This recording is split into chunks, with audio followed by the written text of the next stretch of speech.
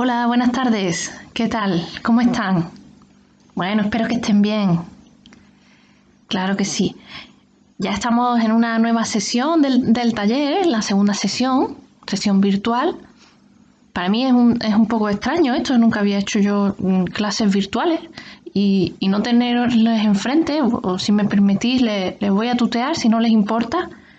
Y les animo también a que me tuteen a mí. Y bueno, la verdad es que resulta muy extraño, ¿no? No teneros enfrente, veros las caras, saber, bueno, qué es lo que podéis estar pensando, ¿no? Si hay alguna duda, algo con lo que no estéis de acuerdo. Por eso os animo a que contactéis conmigo a través del correo electrónico, los que tengáis WhatsApp, a través del WhatsApp, a través de David. Bueno, hay muchas formas de contactar. Yo estoy disponible para lo que necesitéis.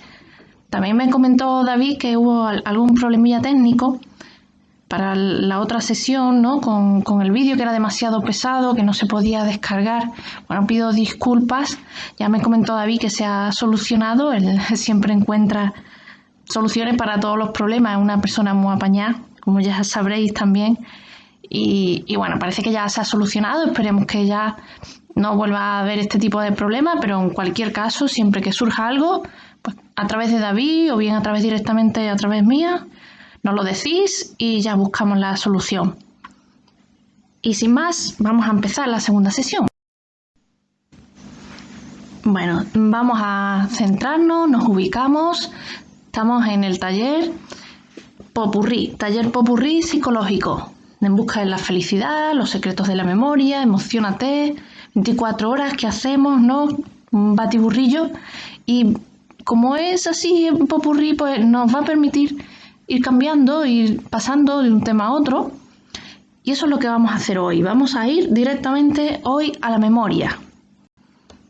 Dejamos la felicidad aparcada, no la vamos a dejar del todo, ya la iremos retomando, pero sí vamos a dar un salto y vamos a hablar un poco sobre la memoria. Entonces, nos vamos a acercar a los secretos de la memoria. Vamos a intentar conocer cuál es el funcionamiento de la memoria y, bueno, qué estrategias podemos usar para que funcione mejor. Antes de nada, si os parece, vamos a hacer una pequeña prueba. Les invito a hacer una pequeña prueba. ¿Sabrían decirme qué estaban haciendo? A ver si se acuerdan. Por ejemplo, el día 25 del mes pasado. ¿Se acuerda alguien? Levanten la mano los que se acuerden. Bueno, ¿y el día 11 de septiembre del año pasado? ¿Se acuerda alguien de lo que estaba haciendo? ¿De dónde estaba? No os veo las caras, pero me atrevería a decir que quizás 2, 3, 4 personas incluso seguramente habrían levantado la mano. Pero al resto seguramente nos costaría, ¿no? Saber qué estábamos haciendo el día 25 del mes pasado o el 11 de septiembre del año pasado, nada más y nada menos. Y podemos pensar, ¿esto por qué es? ¿Porque fue hace mucho tiempo? Vamos a seguir. Otra pregunta. ¿Qué hacía yo el 11 de septiembre? No de este año, del año pasado, no. Del año 2001. ¿Alguien se acuerda? Vamos a pensarlo. El 11 de septiembre del año 2001. Seguro que ya están esas manos levantándose. ¿Y el 23 de febrero del año 1981? ¿Recordamos dónde estábamos? ¿Qué es lo que estábamos haciendo? ¿Con quién estábamos? ¿Qué es lo que sentíamos?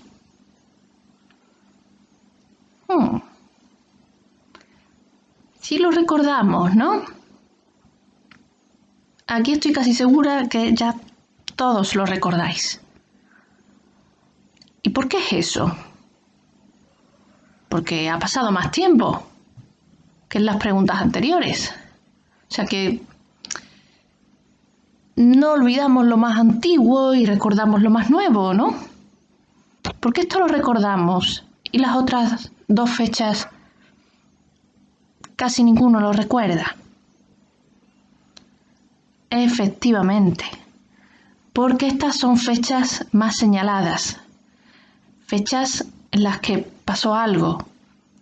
El 11 de septiembre del 2001 fue el atentado a las Torres Gemelas en Estados Unidos. Supongo que, bueno, la mayoría lo habréis recordado. Y si no, ahora al yo decirlo, seguro que se os viene a la mente dónde estabais, qué estabais haciendo, con quién y una gran cantidad de detalles. Y el 23 de febrero del 81, pues fue el golpe de Estado aquí en España, ¿no? El golpe de Estado de Tejero. Y también lo recordamos. ¿Por qué? Porque, como decimos, son fechas señaladas, fechas que tuvieron un impacto emocional muy importante en nuestra vida. Y esa es una clave que conviene tener en cuenta. Luego vamos a verlo porque va a salir más veces. El impacto emocional es significativo. ¿Y cómo sabemos nosotros que es significativo? Bueno, porque tiene un gran impacto emocional en nuestras vidas. Pero además no solo eso. Además, cada año, como mínimo, el telediario nos lo recuerda, nos recuerda el aniversario. Nos ponen imágenes, algunas veces incluso reportajes enteros, que lo vemos, o en ciertas ocasiones sale en la conversación. Y entonces, ¿qué es lo que hacemos? Volvemos a recordar qué es lo que pasó en esas dos fechas. Entonces, nuestra mente vuelve a tirar de ese recuerdo. Ya tenemos dos claves. Una clave, el impacto emocional, y otra clave es las veces que yo tiro de ese recuerdo. Muy bien, vamos a seguir para adelante. ¿Cómo funciona entonces la memoria? Antes de nada, vamos a pensar en qué es lo que es, ¿no? Nos imaginamos la memoria como un gran almacén, quizás, como una gran biblioteca donde podemos acceder a los distintos estantes, coger los distintos libros o las cajas cuando lo necesitamos. ¡Ay, necesito un recuerdo del mes pasado! Voy a buscarlo, ¿no? Y el recuerdo está allí, preparado y listo justo para que yo lo recoja, ¿no? Nada más lejos de la verdad. Nuestra memoria no funciona así para nada. No, nuestra memoria se parece muy poco a un almacén. Es una función cognitiva. ¿Eso qué quiere decir?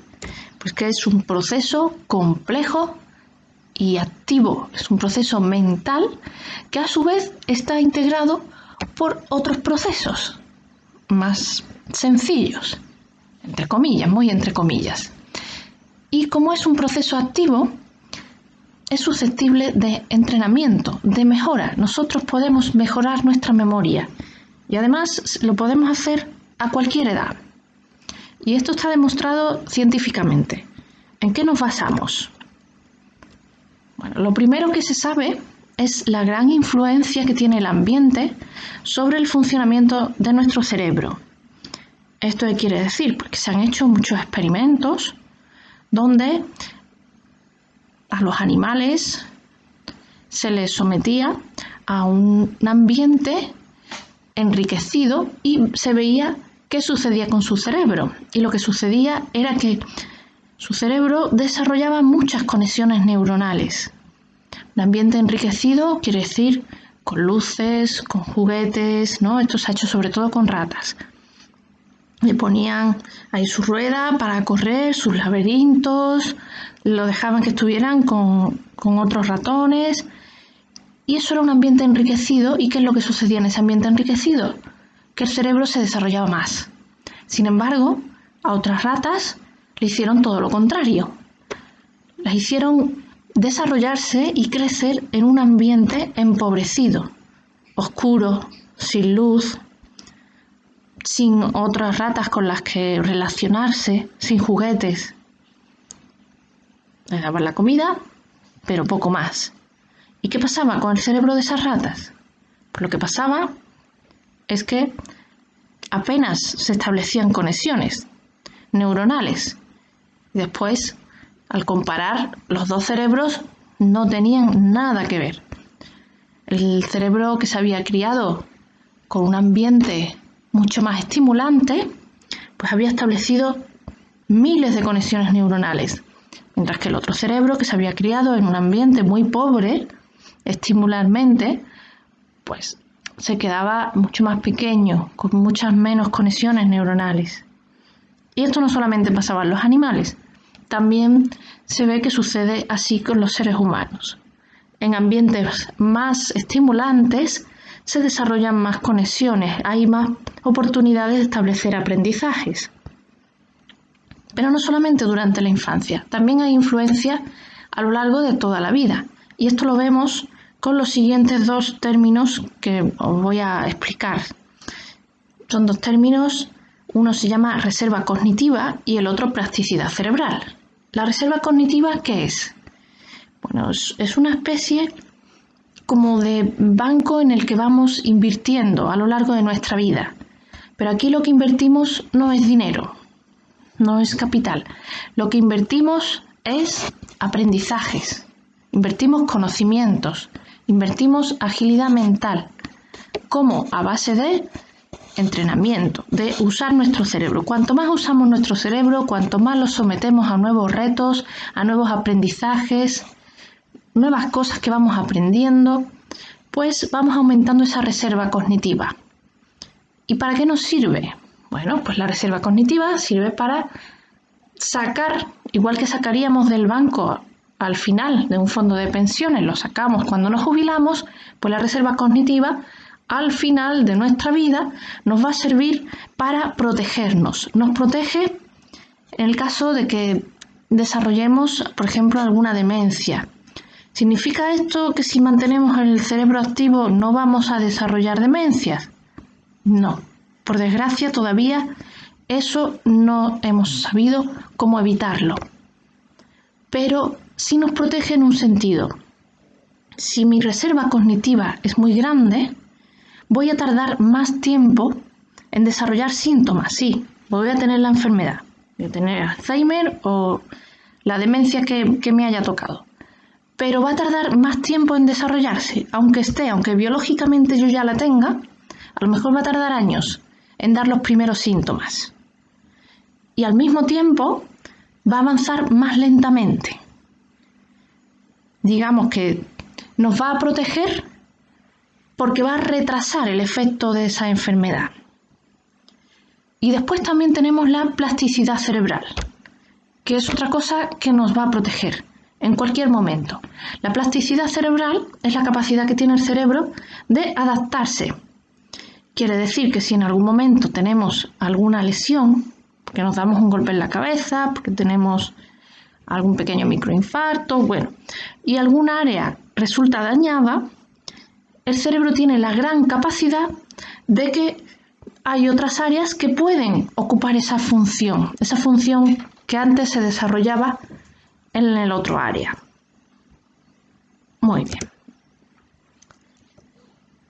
¿Cómo podemos entonces mejorar nuestra memoria? Bueno, fundamentalmente usándola, pero sí es verdad que hay ciertas estrategias y técnicas concretas y las vamos a ver aquí, a lo largo de este taller, no solamente en la sesión de hoy. Esto va a ser un poquito una primera aproximación. Lo que es importante es que tengamos claro que la memoria se puede mejorar a cualquier edad. Y esto está más que demostrado. En personas sanas e incluso en personas con algún tipo de demencia, también, incluso en demencias graves, ya muy avanzadas, la estimulación cognitiva ayuda enormemente a la persona. Bueno, pero realmente cuando nosotros usamos la memoria, ¿qué es lo que memorizamos, ¿no? Y esto es importante. Por un lado, memorizamos o bien conocimientos que queremos aprender. Por ejemplo, si intentamos memorizar los contenidos de esta clase, memorizamos también los acontecimientos, todo aquello que nos pasa, y también memorizamos habilidades. Si aprendo, por ejemplo, a manejar el WhatsApp, bueno, eso también se queda en nuestra memoria.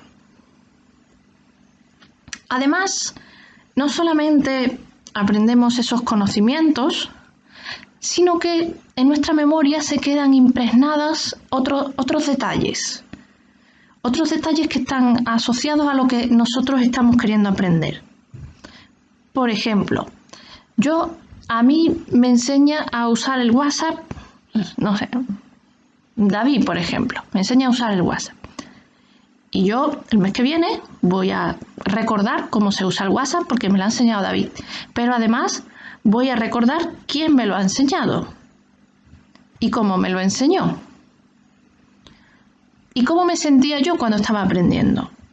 Porque no solo recordamos lo que estamos intentando recordar, sino que se quedan esos recuerdos asociados a otros recuerdos que son el contexto, ¿no? Lo que rodea a nuestro aprendizaje. Y eso también es muy importante.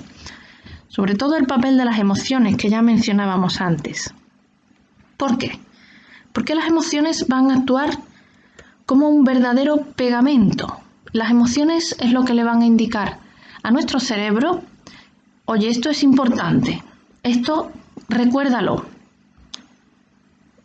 Tanto si la emoción es negativa, emoción de miedo, lo que me va a recordar y me va a prevenir que no vuelva a pasar por ese callejón donde pasé tanto miedo la otra noche, ¿no? Pero si la emoción es positiva y me lo he pasado muy bien, el cerebro también lo va a recordar. ¿Por qué? Porque quiere que repitamos, que nos lo volvamos a pasar bien. Entonces tiene ese valor adaptativo, que nos ayuda, nos guía, ¿no? Las emociones le dicen al cerebro, bueno, otras cosas las puedes olvidar, me da igual, pero esto que te ha llevado a pasártelo bien o esto que te ha llevado a un mal momento, esto recuérdalo. Una cosa curiosa que pasa también es que es tan importante este valor de la emoción en el recuerdo, que ya en los momentos, estoy hablando ahora otra vez de personas con demencia, ¿no? No es nuestro caso. Pero incluso en las personas con demencia que ya tienen un estado muy avanzado, sobre todo en el Alzheimer, ¿no? Que llega a estados muy avanzados de deterioro, puede que olvidemos quién es la persona que tenemos delante, ¿no? Una persona con Alzheimer olvida lo mejor que la persona que tiene delante es su hija, pero no olvida lo que siente por ella, no olvida sobre todo pues si le es familiar o no le es familiar, y sobre todo si se siente bien o no se siente bien. No va a saber por qué, no va a saber a lo mejor que es su hija, pero va a recordar que esa persona la trata bien y se va a sentir a gusto a su lado y va a buscar el contacto con ella. Por eso son tan importantes las emociones.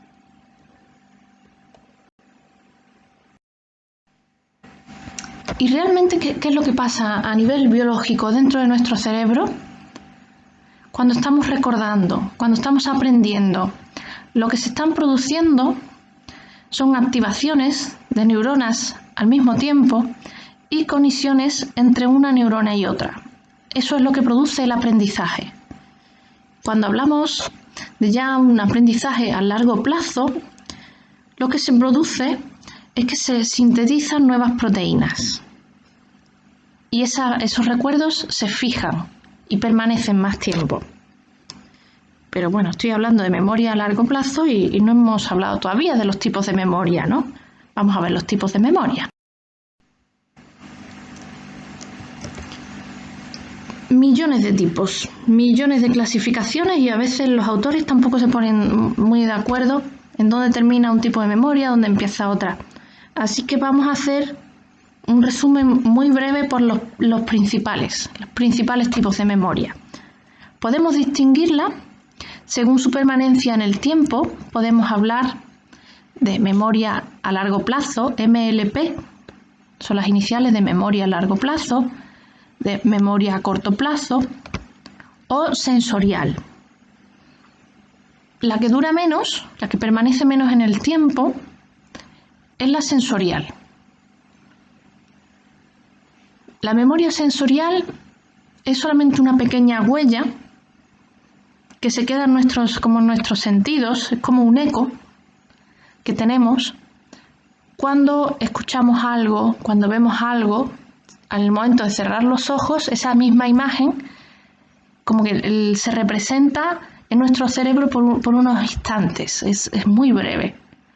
Igual, cuando acabamos de escuchar una frase, algo que nos dicen, por unos instantes hay un eco en nuestro cerebro. Esa es la memoria sensorial.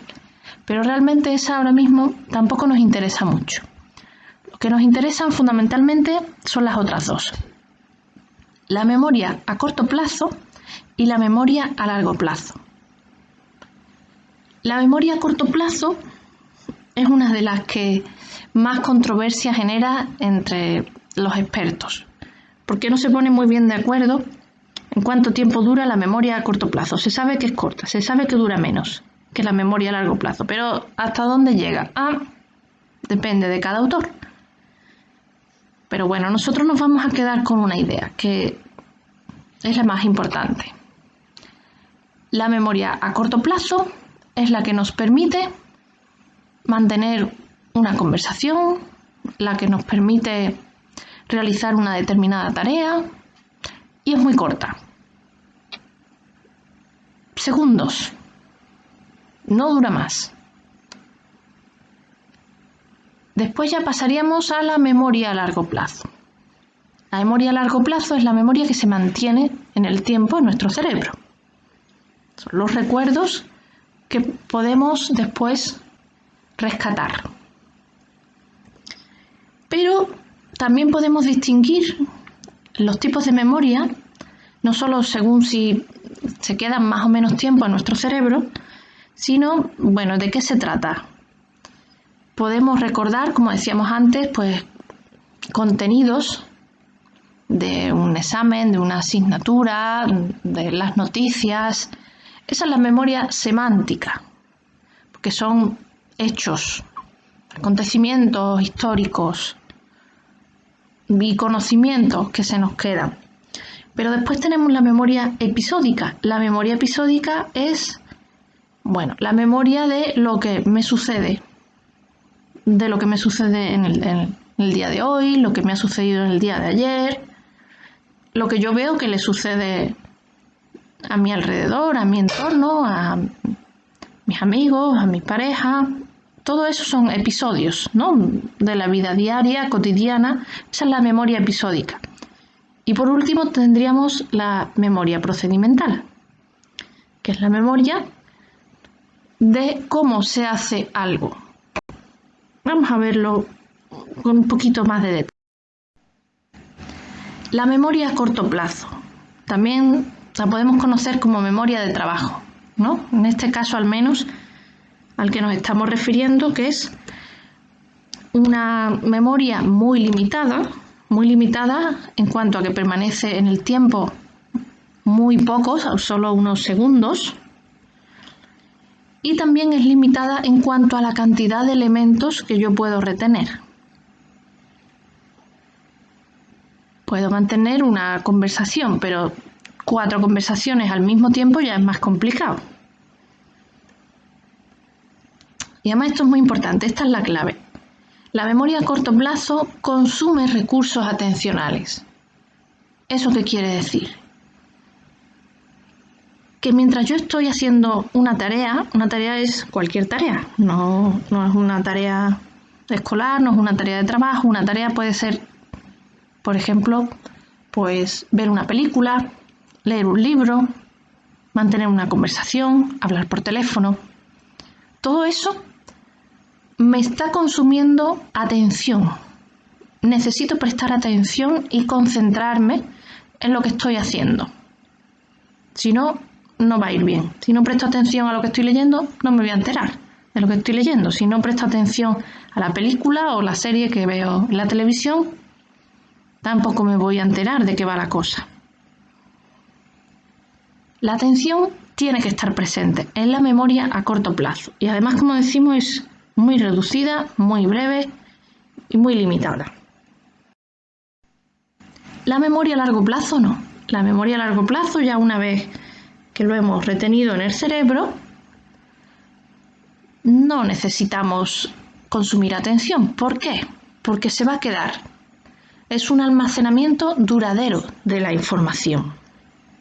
Y además, en principio, es potencialmente ilimitado, tanto en el tiempo como en la cantidad de información. ¿Y eso qué quiere decir? Bueno, pues que los recuerdos, digamos que no caducan. Una vez que tú tienes un recuerdo que se queda almacenado en tu memoria a largo plazo, en principio se queda almacenado para siempre.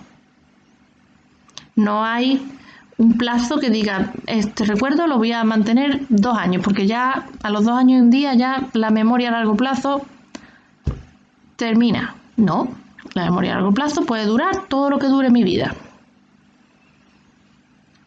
Otra cosa es que puedan actuar algunos fenómenos que luego también los veremos, ¿no? Como interferencias, olvidos, vale. Pero en principio, un recuerdo que yo guardo ahora en este momento me puede durar toda la vida. No tiene un límite.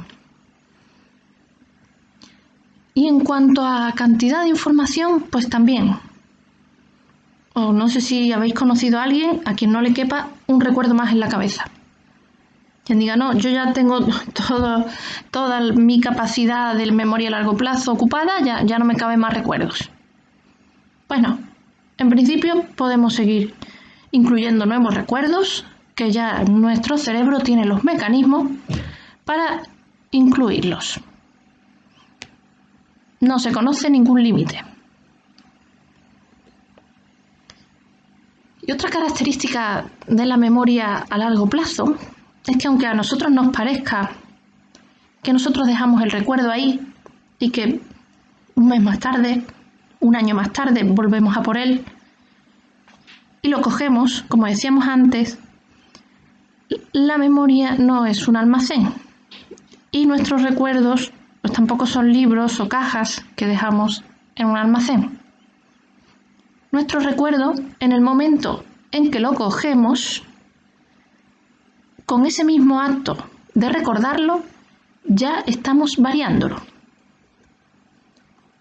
Eso quiere decir que los recuerdos van sufriendo modificaciones, van cambiando y evolucionando a lo largo del tiempo con nosotros.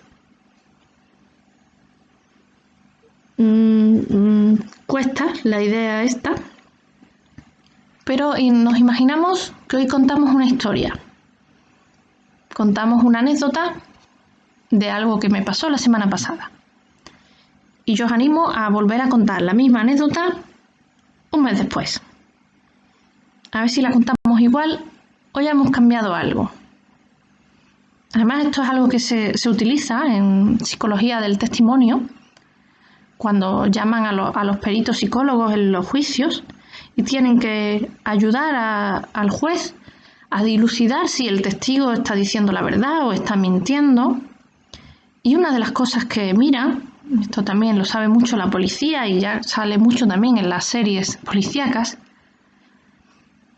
es que cuando el testigo nos cuenta la historia de lo que pasó, si la cuenta varias veces y la cuenta igual, palabra por palabra, no está cediendo a sus recuerdos. Es un guión inventado. Porque si son recuerdos, cada vez se va a acordar de un detalle distinto. Cada vez lo va a contar de una manera diferente. De forma que ya sabéis. Si alguna vez tenéis que dar algún testimonio, tenéis que cambiar la versión para que sea un poquito creíble. Es paradójico, pero es así. Así funciona nuestra memoria y los científicos, los expertos, los inspectores, la policía y cada vez, yo creo que ya cada vez más personas lo saben.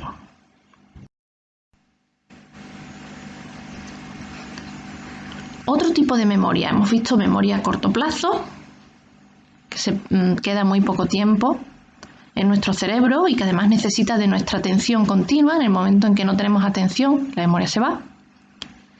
Hemos visto la memoria a largo plazo, que se mantiene en principio de una manera ilimitada en nuestro cerebro.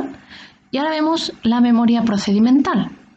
Esta es la memoria que está asociada a actos y secuencias motoras, la que nos permite, pues eso, montar en bici, conducir. Y esta memoria, digamos que es un intermedio entre las otras dos en cuanto a atención. ¿Por qué? Porque al principio, cuando estamos aprendiendo a montar en bici o a conducir, no es que eso consuma atención, es que necesitamos tener los 5 sentidos puestos en lo que estamos haciendo.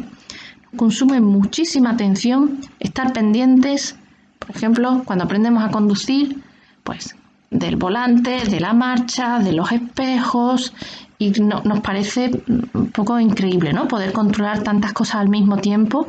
Nuestra mente se nos satura y decimos, ¡buf! ¿Cómo se puede hacer eso? Y además acabamos muy cansadas, muy agotadas. ¿Por qué?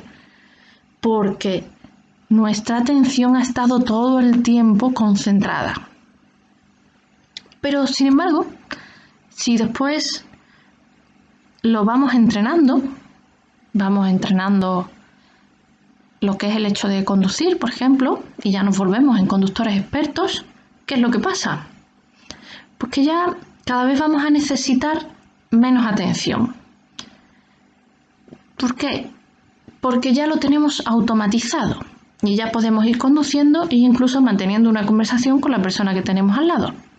Porque lo vamos a hacer de manera automática. Vamos a estar pendientes del volante, del que viene adelante, del que está por detrás, del semáforo, de las marchas y de la conversación que tenemos al lado. ¿Por qué? Porque nuestra atención va a estar en la conversación. Lo demás lo podemos hacer de forma relativamente automática.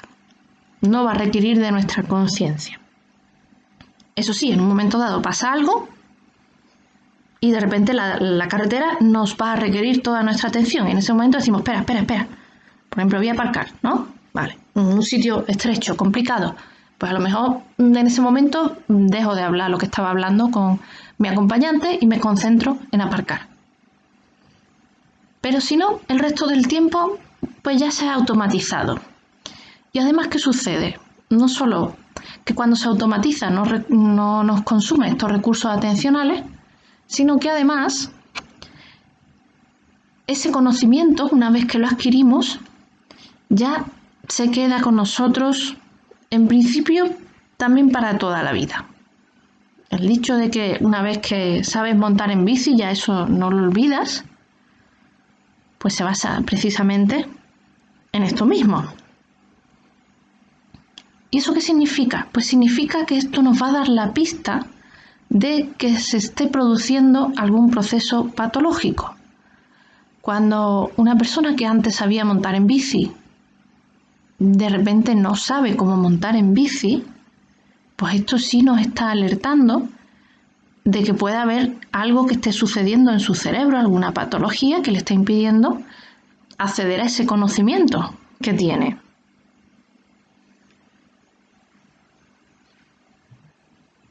¿Se entiende? Sí, ¿no? Además, esto también lo vemos, un ejemplo típico es una persona mayor ya, muy mayor, con una demencia y de repente pues ya no sabe cómo abrocharse los botones. No es que no llegue, no es que físicamente no tenga la capacidad, no, es que el cerebro no es capaz de hacer ese proceso que ha hecho durante toda su vida de manera automática, que ya había aprendido y que lo hacía sin que le consumiera ningún recurso de atención, pero de alguna forma se ha borrado ese aprendizaje. Pues esto ocurre solamente en procesos patológicos y cuando ya hay una enfermedad de por medio. Normalmente, todas las personas, también cuando vamos cumpliendo años, aunque tengamos 80 años, 90, 100, 110, hasta donde lleguemos, Si no tenemos una demencia de por medio, lo que hemos aprendido a hacer en nuestra memoria procedimental, seguimos sabiendo hacerlo. Y esta es una clave muy importante. Bueno, ¿cómo vamos? ¿Cansados?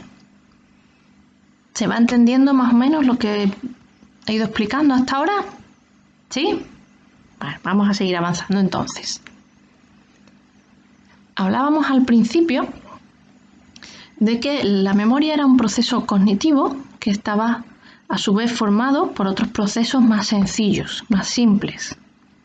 Bueno, pues en las fases, en el proceso mnésico, las fases en el proceso de memorizar, recordar, suceden 3 procesos principales, que son esos procesos más sencillos que decíamos antes. El primero es el de registro. ¿De registro qué significa? Significa que yo registro la información que me llega del ambiente. Para eso tienen que darse 2 circunstancias. La primera es que la tengo que percibir. Para yo registrar lo que está sucediendo a mi alrededor, tengo bien que poder ver o bien que poder escuchar, o las 2 cosas, ¿no? O, bueno, los otros sentidos también, pero normalmente la vista y el oído son los sentidos que más usamos. Entonces, primero, pues, por ejemplo, para atender a esta clase, pues tengo que tener mis oídos para escuchar el mensaje que estoy dando. Tengo que ver la vista para ver las imágenes y leer lo que ponen las diapositivas. Pero además tengo que prestar atención, porque yo puedo estar mirando la clase por el móvil, por la pantalla de mi ordenador, pero estoy mirándolo, pero estoy pensando en otra cosa. Pues entonces nuestra memoria, nada de nada, no va a poder recordar nada de lo que veamos en la clase. No porque tengamos mala memoria, no porque a nuestra memoria le pase algo, no, simplemente porque esa información que llega a través de la clase, a través de la pantalla, no le estamos echando cuenta, no la estamos registrando adecuadamente. Entonces esa es la primera fase, el registro. La información tiene que llegar al cerebro, y para eso hay que prestarle atención. La segunda fase sería el almacenamiento, ¿vale? Yo ya estoy atendiendo a esa información que me llega a través de mi vista, estoy viendo la pantalla, estoy leyendo los mensajes, ¿vale? Pero ahora, si quiero después poder recordarlo a largo plazo, pues mi cerebro va a tener que hacer algo más. De alguna forma va a tener que esforzarse un poco más para que ese mensaje se fije, se quede a largo plazo. Y ese es el proceso de almacenamiento. Y por último, tendríamos una tercera fase, que es la recuperación. ¿De qué me vale que yo registre la información perfectamente, que yo almacene en mis recuerdos todo lo que está sucediendo, todo lo que yo quiero recordar y que después no pueda recuperar esa información?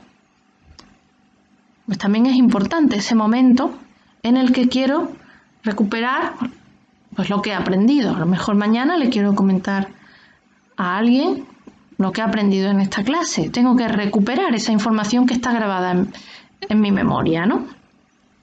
Muy bien, pues estos serían los 3 procesos fundamentales y son muy importantes porque muchas veces pensamos pues que nuestra memoria falla y lo que sucede no es eso. Lo que sucede es que hay algún momento en estos procesos en los que no se está realizando bien o bien el registro, o bien el almacenamiento, o bien la recuperación.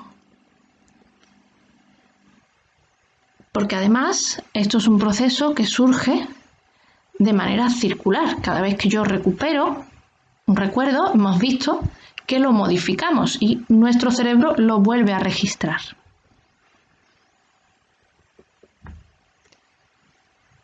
Y es aquí donde suceden las interferencias, en estos 3 procesos. Hay interferencias que pueden surgir en cualquier momento y que son importantes en cualquier momento. Una de ellas sería la ansiedad o la preocupación. Eso nos va a afectar a la hora de registrar la información, a la hora de almacenarla, pero también a la hora de recuperarla. Después tenemos específicamente en la primera fase, en la fase de registro, que podemos encontrarnos con una distracción, con una interferencia muy típica, que es la distracción. Algo nos distrae y entonces esa información no la podemos registrar, porque en el momento en el que estoy pasando el vídeo, estoy viendo el vídeo, pues alguien me llama, yo me distraigo y esa información se pierde, no se llega a registrar. No he podido prestar atención y se pierde. Después, en la fase de almacenamiento, una interferencia que suele ocurrir es la interferencia con los aprendizajes, tanto con los nuevos como con los antiguos. Por ejemplo, ahora mismo lo que llevamos de vídeo, pues a lo mejor las primeras diapositivas, las primeras imágenes, pues a mí se me han quedado bien, me ha quedado claro, lo he entendido, pero después, como hemos seguido avanzando y hemos ido metiendo más información nueva, más información nueva, más información nueva, pues a lo mejor nuestra mente llega un momento en que se satura y ya no puede seguir metiendo nueva información, no porque no tenga capacidad, que sí la tiene, pero a lo mejor ahí se está produciendo una interferencia con los nuevos aprendizajes y eso es lo que nos produce que la memoria no funcione de forma correcta. Por eso siempre es bueno dosificar la información nueva. Este vídeo lo vais a tener y en un momento dado podéis volver a verlo, podéis volver a buscar una parte en concreto y lo veis y así digamos que podéis compensar ese posible efecto de saturación, de interferencia entre los nuevos aprendizajes con los antiguos, ¿no? Y en la fase de recuperación, ¿qué tipo de interferencia podemos tener? Pues también tenemos interferencias. Y además son muy específicas. La primera es el desuso. Esta es la más frecuente. ¿Y qué significa? Pues que si nosotros tenemos algo almacenado en nuestra memoria perfectamente, pero nos llevamos mucho tiempo sin usarlo, pues nos va a costar más el día que queramos acceder a ese recuerdo, nos va a costar más que si es algo que estamos continuamente usando. El ejemplo, por ejemplo, de hacer una receta. Nuestra hermana nos comenta cómo hacer una receta nueva. Fantástico, nosotros registramos la información, la almacenamos y si al día siguiente yo hago esa receta, la pongo en práctica, pues digamos que he accedido a esa información. Y si a las 2 semanas la vuelvo a usar, pues de nuevo estoy accediendo a esa información. Eso que le dice a mi cerebro, oye, esta información la necesito de vez en cuando, tienes que tenerla accesible, tienes que tenerla aquí al lado para que yo en un momento dado pueda llegar a ella. Sin embargo, la información que voy a necesitar menos, ¿qué pasa con ella? Porque mi cerebro, como es muy listo, dice, esto no vamos a tenerlo aquí en primera fila ocupando espacio, esto vamos a aparcarlo un poquito más lejos, que ya se verá si alguna vez lo vuelve a necesitar, qué hacemos para recuperarlo.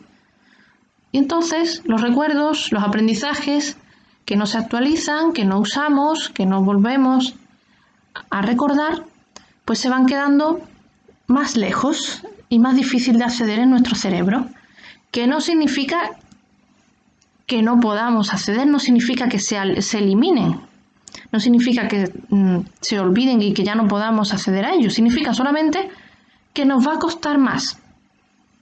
Pero después seguramente con alguna pista que nos den o cuando empezamos a hacer la receta, a hacer el plato de la receta, pues ya el cerebro va a ir tirando del resto.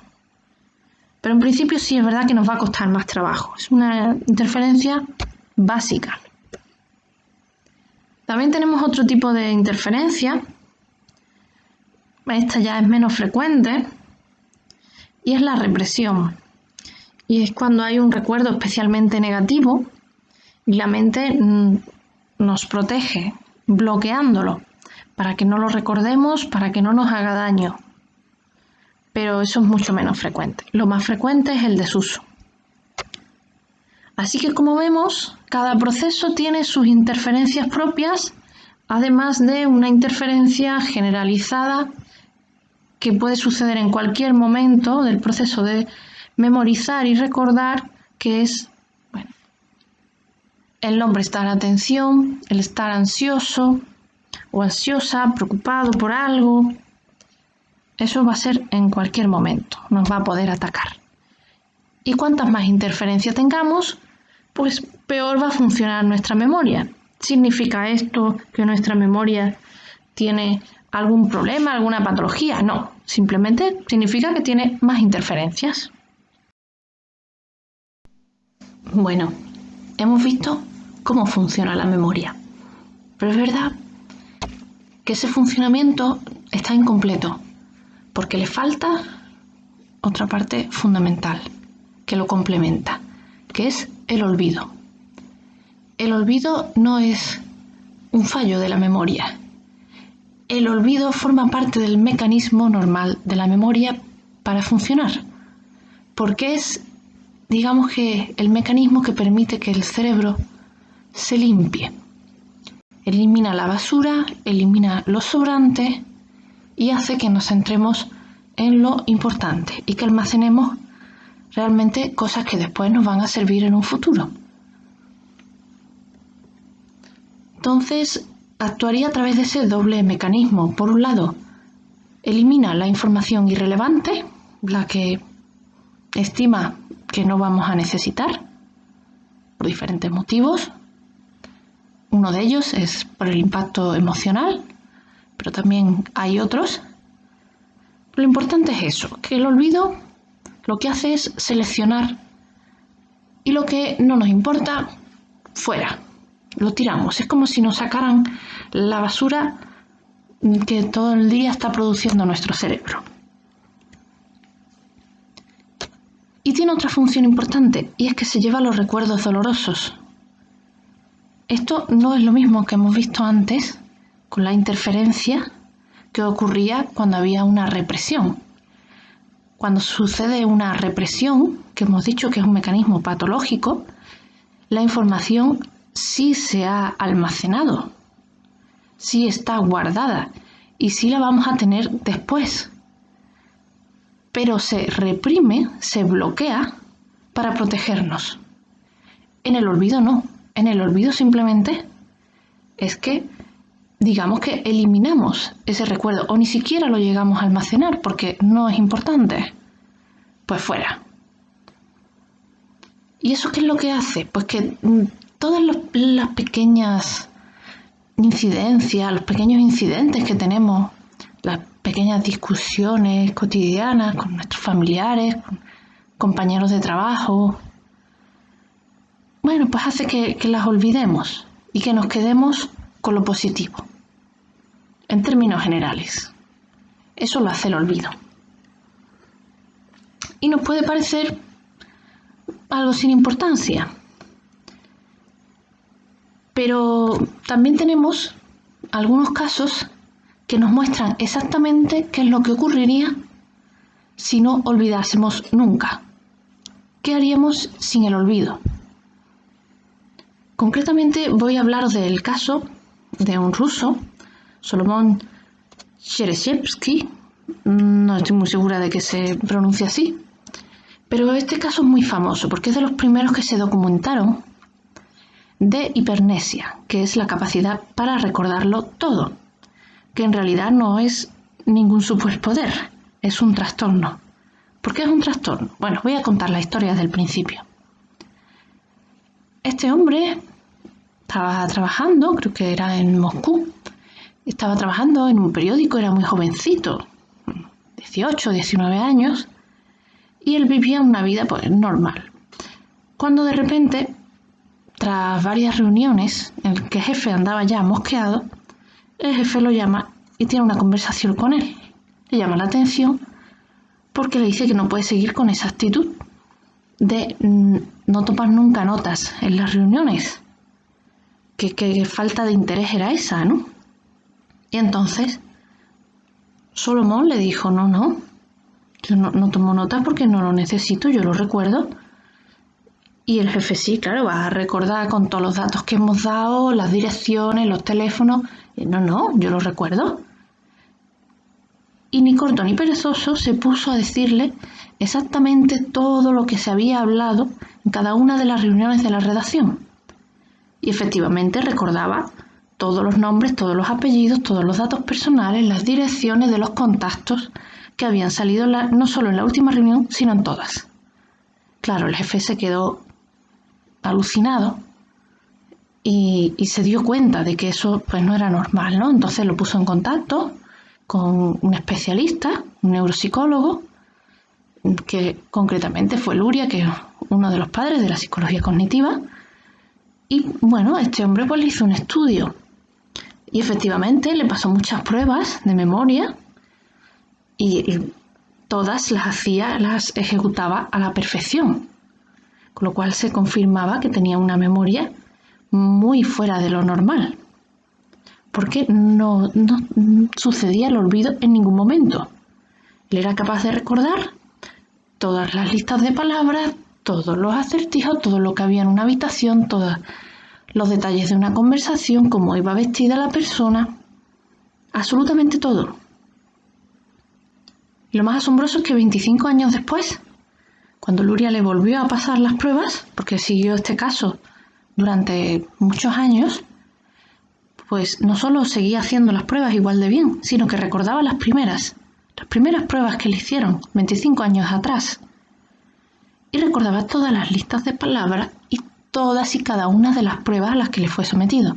También, por supuesto, recordaba lo que llevaba ese día puesto el neuropsicólogo, recordaba perfectamente todas las conversaciones, cómo era la luz de la habitación, qué cuadros había, todo. Bueno, asombroso, ¿no? Pues esos casos existen. Este fue uno de los primeros en documentarse, pero hay más. Son poco frecuentes, pero de vez en cuando surgen. Y pensaréis, bueno, pues qué bien, ¿cuál es el problema de eso? Bueno, pues el problema es que al no tener este mecanismo selectivo, que selecciona la información importante de la que no es importante, los individuos que tienen hipermnesia recuerdan todo al mismo nivel, con el máximo lujo de detalles, todos los acontecimientos de su presente y de su pasado desde que nacieron y tienen conciencia, con lo cual tienen una saturación increíble. Esa cantidad de detalles impiden que se puedan centrar en una sola cosa. Les es muy difícil concentrarse en una sola cosa. Y además tiene otra consecuencia muy importante. Y es que les cuesta muchísimo tomar decisiones.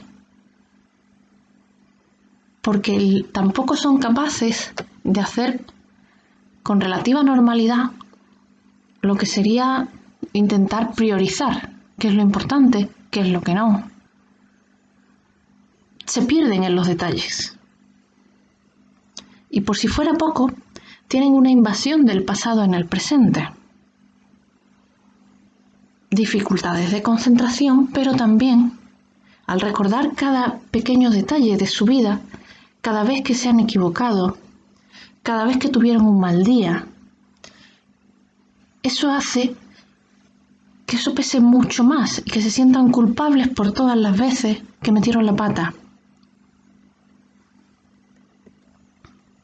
Bueno, este caso nos ilustra qué es lo que pasaría, qué sería de nosotros si no fuera por el olvido, que nos ayuda a sobrellevar mejor las cosas, sobrellevar mejor nuestra vida, olvidándonos de lo que hay que olvidarse para poder centrarnos en lo verdaderamente importante.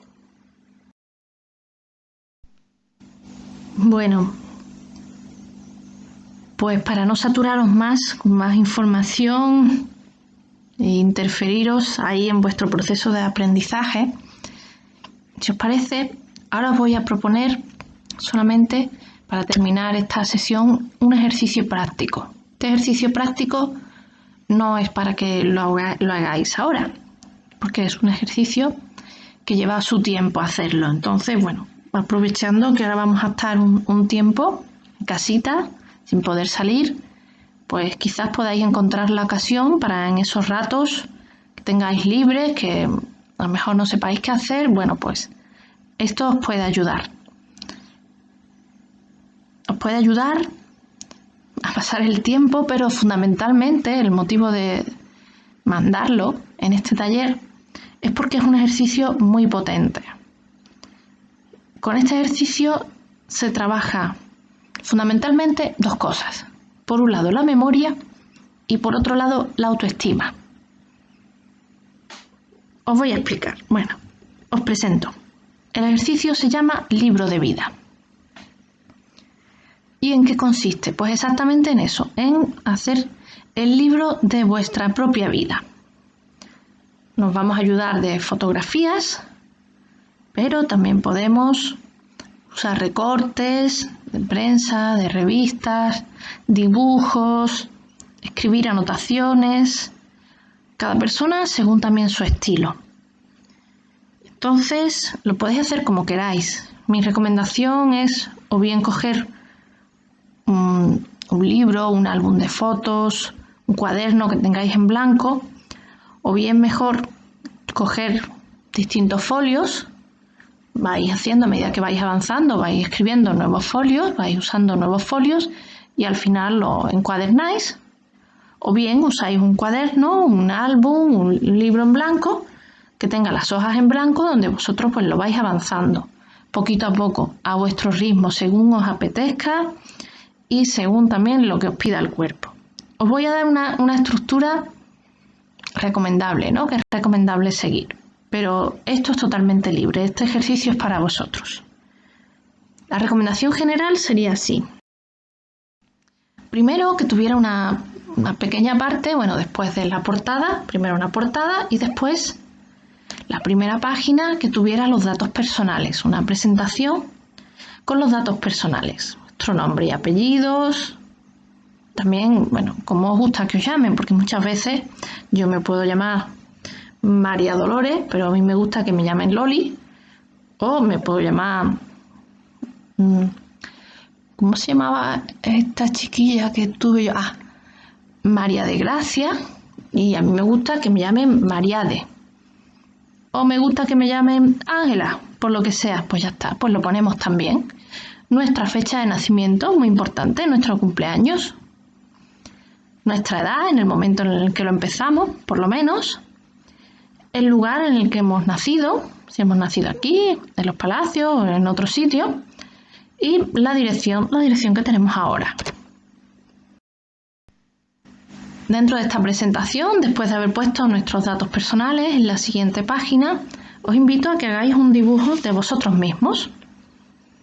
No se trata de que el dibujo tenga una calidad perfecta, que a alguien se le da bien dibujar y puede hacer unos detalles fantásticos, estupendos, genial, y además también lo va a disfrutar, ¿no? Pero se trata de que hagamos dibujos como podamos. En psicología lo importante en los dibujos no es la calidad artística, sino hacer el ejercicio de dibujarse, ¿no?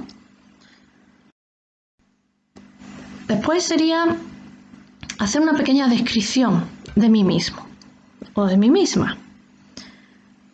Lo podéis hacer como queráis, pero mi recomendación sería que dividiéramos esa descripción o que contemplara al menos cosas que me gustan de mí y cosas que no me gustan o que me gustan menos.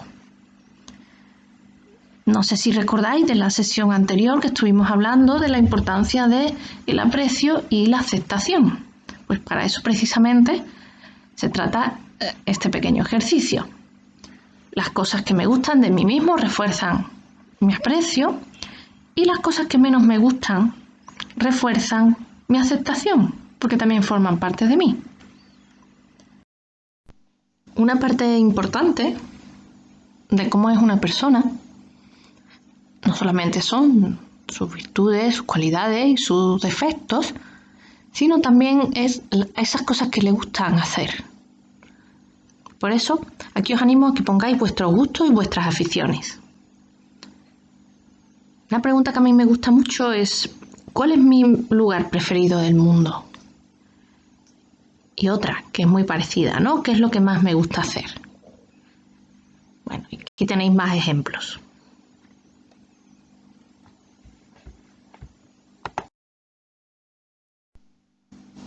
También habla mucho de nosotros, nuestras ilusiones, ¿no? Entonces, bueno, ¿qué lugares o qué sitios son esos donde me gustaría ir?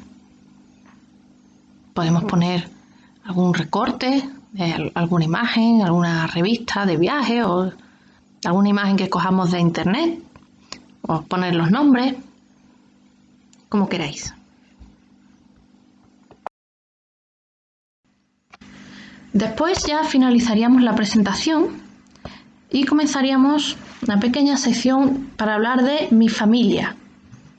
Aquí la propuesta es hacer un pequeño árbol genealógico. En la parte de arriba incluiríamos a las generaciones anteriores. A lo mejor pues podemos empezar poniendo a nuestros abuelos, nuestras abuelas, y a partir de ahí vamos bajando niveles según vamos bajando generaciones. Esto ya a gusto de cada cual. Si hay alguien que prefiere hacerlo pues más pequeño, centrado solamente con las personas con las que ha tenido más contacto, las más cercanas, estupendo. Que alguien quiera aprovechar para indagar un poco más en sus raíces o sus orígenes, estupendo. Porque todo esto le va a venir muy bien a nuestra autoestima, va a reforzar nuestra identidad, nuestros orígenes. También el árbol lo podemos echar hacia abajo, ¿no? A lo mejor yo he podido crear también mi propia familia, me he casado o no me he casado, he tenido hijos o incluso nietos. Bueno, pues también lo podemos poner un árbol para nuestra familia de origen y otro árbol para la familia que creamos nosotros, o podemos integrarlo los dos en el mismo árbol, cada uno como prefiera. Igualmente nos va a ayudar mucho. Este sería un buen momento también para presentar a mi familia de origen. Bueno, contar algo de ellos, ¿no? Tirar de recuerdos, algún recuerdo especial que tenga de mi madre, de mi padre, de mis abuelos. Y si lo acompañamos con fotos o con dibujos, pues mucho mejor. Ya después empezaríamos a indagar sobre nuestra historia, ¿no? La primera parte sería mi infancia. Bueno, ¿cómo fue mi llegada al mundo? Esto lógicamente no lo vamos a recordar nosotros, pero a lo mejor algo nos han contado, ¿no? De cómo fue, cómo estaba la familia en el momento en el que llegamos, cómo fue el parto en el que llegamos al mundo, cuáles eran las expectativas, cuál era el momento en el que estaba nuestra familia. Bueno, ahí cada uno lo que quiera. Igualmente podemos ilustrarlo con fotos, dibujos, lo que queramos. Siguiendo con la infancia, en el libro de vida lo que se hace es poner los momentos señalados, ¿no? Pues mi bautizo, dónde fue, en qué iglesia fue, ¿no? Bueno, si me han bautizado, que hay personas que no se han bautizado, pues nada, no lo ponemos. Mi primera comunión, igual.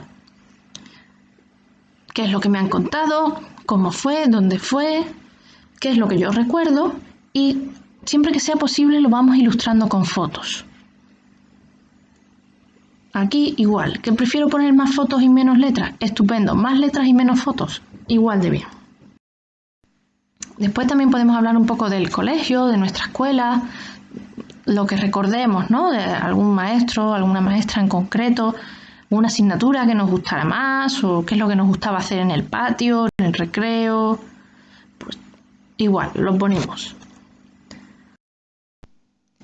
Si os fijáis con esto, con toda esta parte de mi pasado, lo que estamos haciendo es entrenar, repasar recuerdos, entrenarlos, volver a traerlos de mi memoria autobiográfica. La memoria autobiográfica es la memoria que cuenta la narración de mi propia vida. Es un tipo de memoria episódica. Recordáis que la memoria episódica eran sobre episodios que vivimos o bien viven otras personas, que nosotros lo vemos, nos lo cuentan, o bien lo vivimos nosotros. Pues la parte que vivimos nosotros, que forma parte de nuestra historia, es nuestra memoria autobiográfica. Y dentro de eso, una parte importante de nuestros recuerdos la pueden formar los recuerdos que tengamos de nuestros veraneos en la infancia, nuestros viajes, nuestras excursiones, esos días que se salían un poco de lo normal. Y que tal vez por eso, de que eran distintos a lo normal, tenemos más recuerdos porque eran más significativos, teníamos más emociones positivas y además puede que incluso tengamos también más fotografías de esos momentos.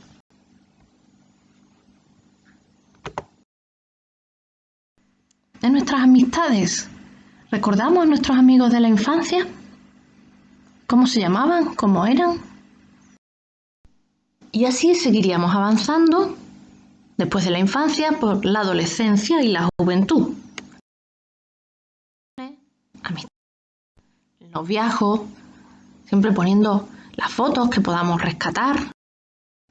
El primer trabajo, si hemos tenido trabajo fuera de casa, si hemos tenido trabajo dentro de casa, también lo ponemos. Eso también es un trabajo y hay que reconocerlo, hay que darle el mérito. Mi boda, si es que me he casado, seguro que tendré muchas fotos. Podemos ponerlas. Mi piso, mi casa, ¿cómo era esa casa la primera vez que me fui de manera independiente, ya sea con mi pareja o yo sola, yo solo? ¿Cómo era esa casa, ese domicilio? ¿Lo recordáis? Vamos a tirar esos recuerdos de la memoria de nuestro pasado. Si os fijáis, hemos empezado con la memoria más remota y vamos cada vez acercándonos más a los últimos recuerdos. También hablar de nuestros hijos, si los tenemos, poner sus fotos, contarnos algo de ellos, ¿no? Cómo se llaman, qué es lo que les gusta hacer, cómo son. A lo mejor hemos cambiado de trabajo y en la madurez tenemos un trabajo diferente al que teníamos en nuestra juventud o hemos promocionado dentro del mismo trabajo. Bueno, pues lo comentamos también. Esas son cosas importantes de nuestra vida. ¿Y nuestros amigos eran los mismos que teníamos en nuestra juventud? ¿Los mismos que teníamos en la infancia? ¿Han cambiado? Mi primer coche, si es que he tenido coche, ¿cómo era? ¿Qué características tenía? ¿Qué recuerdos se me vienen a la cabeza cuando pienso en ese coche? Mis nietos, mis nietas, si los tengo, si no, pues dejamos esta página fuera y seguimos avanzando. Mi jubilación, si me he llegado a jubilar, ¿cómo ha sido? ¿La esperaba? ¿No la esperaba? ¿Me lo estoy pasando bien? ¿No me lo estoy pasando bien? ¿Me ha sorprendido? Esto es muy libre. Y la última parte sería, bueno, ¿cómo soy yo ahora? ¿No? Mi yo actual. Hemos ido desde lo más antiguo hasta lo más cercano. Aquí, pues, se trata de poner fotos, cómo somos ahora mismo. No queremos fotos, vale, dibujos. No queremos dibujos, vale, pues pegatinas, lo que queramos, pero algo que ilustre cómo somos ahora. También podemos hablar de mi barrio, de mi pueblo, cómo es, donde yo vivo, cómo son mis vecinos. El piso, la casa donde vivo. Y podemos terminar contando cómo es un día normal de nuestra vida. Podemos terminar con eso o con lo que queramos, cualquier otro apartado que se nos ocurra en que queramos incluir, porque al fin y al cabo es el diario de mi vida. Y soy yo la que cuento cómo es mi vida, lo que quiero resaltar y lo que no. Bueno, pues espero que os animáis a hacerlo. A lo mejor os puede dar un poco de pereza porque es verdad que, bueno, se tarda su tiempo. Es un trabajo que requiere dedicación. Pero si os animáis, yo os aseguro que os va a gustar. Vais a disfrutar mucho haciéndolo. Porque, bueno, se van a revivir, ¿no? Algunos recuerdos que tenéis ahí, que no es que estuvieran olvidados, pero como decíamos, por el desuso, pues estaban más lejanos en nuestra memoria y ahora que necesitamos echar mano de ellos, se van a activar. Y eso suele traer alegrías. Además de pasar un buen rato, entreteneros, este ejercicio, como os decía, viene muy bien porque aporta el poder narrar la propia vida desde el principio prácticamente, o incluso antes del principio, hablando de la familia, de nuestros orígenes, hasta nuestro presente actual, nos da la oportunidad de reelaborarla, de hacer esa narración ahora desde el presente con todo lo que sé. Y eso es una cosa muy rica para nuestra autoestima y para nuestra memoria, para las dos cosas. Así que nada, ánimo y ya nos vemos en la siguiente sesión. Espero que hayáis disfrutado y que seáis felices.